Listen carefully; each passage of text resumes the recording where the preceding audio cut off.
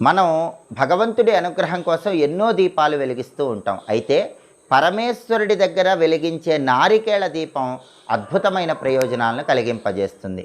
కార్తీక మాసంలో వచ్చే ఏ సోమవారం అయినా సరే ఈశ్వరుడి దగ్గర నారికేళ దీపాన్ని వెలిగిస్తే లక్ష్మీ కటాక్షం కలుగుతుంది, శివానుగ్రహం కలుగుతుంది.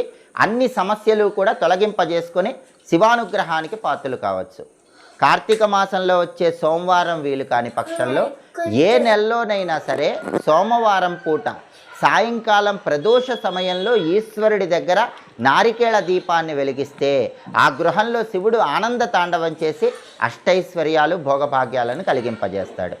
ఈ నారికేళ దీపాన్ని ఎలా వెలిగించాలంటే కార్తీక మాసంలో వచ్చే సోమవారం కానీ లేదా ఏ నెలలో వచ్చే సోమవారం అయినా సరే ప్రదోష కాలంలో సాయంకాలం పూట పరమేశ్వరుడి చిత్రపటానికి గంధం బొట్లు, కుంకుమ బొట్లు అలంకరించాలి.